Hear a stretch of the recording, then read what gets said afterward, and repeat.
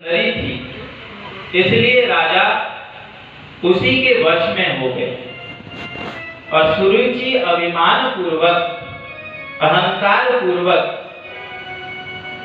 राजा से कहे कि यह रानी जब तक मैं यहाँ पर हूँ यह नहीं रह सकती। तो सुनीति को महाराज उत्तानपाद ने अपने राज्य से दूर एक महल बनवा दिया, एक छोटा सा घर बनवा दिया। वहीं पर सुनीति देवी रहने लगी। और सुनीति देवी अत्यंत ही साधु जनों की सेवा करने वाली थी, महान भगवत भक्त थी। वहां पर एक बार ऋषिगण आए। सुनीति देवी ने उनका बहुत सत्कार किया, उनका पूजन किया, अभिवादन किया। ऋषियों ने प्रसन्न होकर उनसे वर मांगने को कहा। सुनीति देवी ने कहा, हे भगवान, आप मुझे यह वर दीजिए कि हमारे महाराज के जो दूसरी पत्नी है उनका कोई पुत्र नहीं है, उनका भी पुत्र हो जाए। यह सुनकर ऋषियों ने अत्यंत प्रसन्न हुए और कहे कि देवी, तुम्हारी जो यह सद्भावना है इससे हम प्रसन्न हैं। हम आशीर्वाद देते हैं उसके वहां पुत्र तो होगा ही, और तुम्हारा पुत्र ऐसा दिव्य होगा जो कि साक्षात भगवान को दर्शन करने वाला होगा।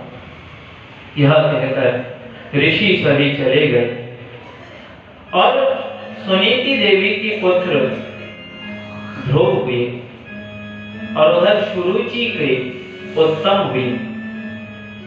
राजा उत्तानपाद सुरुचि के बस में थे, इसलिए ध्रुव उत्तम को एक बार अपने गोद में बैठाकर पालन कर रहे थे। उसी समय ध्रुव वहां पर पहुंच गए। ध्रुव ने भी अपने पिता के गोद में चढ़ने का इच्छा व्यक्त की। यह देख के सुरुचि ने उससे कहा, रे बालक ध्रुव, तू इस गद्दी में बैठने का योग्य नहीं है। अगर तुझको यह गद्दी चाहिए तो तू पहले भगवान का यजन कर, भगवान को तपस्या में संतुष्ट कर और उनसे यह वर मांग कि तू मेरे कोख से जन्म ले, तभी तू इस सिंहासन पे बैठने का अधिकारी होगा। ध्रुव जी छोटे से बच्चे थे, 5 साल के। रोने लगे और रोते रोते अपने माता के पास पहुंचे। माता ने उनसे कहा, क्या हुआ? वहां पर जो पूर्ववासीगण थे उन्होंने सब घटना खोल के कहा। सुनकर माता ने कहा, अरे ध्रुव, इस छोटे बात के लिए तुम रो मत। ये तुम्हारे पिता के पास क्या है? संसार का राज्यपद ही तो है। और भगवान ब्रह्मा जो समस्त ब्रह्मांड के सृष्टिकर्ता, उनको भी जो वह पद मिला वो भी भगवान की ही कृपा से मिला है। अतः नान्यं ततः पद्म पलाशलोचना दुःखच्छिदन्ते मृगयामि कञ्चन यो मृग्यते हस्तगृहीतपद्मया श्रियेतरैरङ्गविभ्रेज्यमाणया। पद्म पलाश लोचन भगवान श्री हरि को छोड़कर तुम्हारे दुख को नाश करने वाला मैं और किसी को नहीं देखता। तुम उनकी ही उपासना किया करो।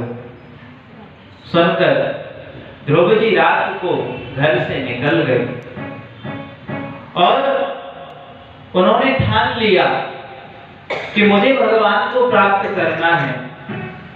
जाते जाते घोर जंगल में जब नारद जी ने देखा, अरे अहो तेजः क्षत्रियाणां मानभंगम अवश्यताम, इन क्षत्रियों के तेजु को तो देखो, इतना छोटा सा बालक किंतु इतना थोड़ा सा भी अपमान यह सह नहीं सका। उनके पास गए और कहने लगे, अरे ध्रुव, तुम तो अभी बालक हो, तुम्हारे खेलने का समय है। अरे तपस्या कोई साधारण चीज है।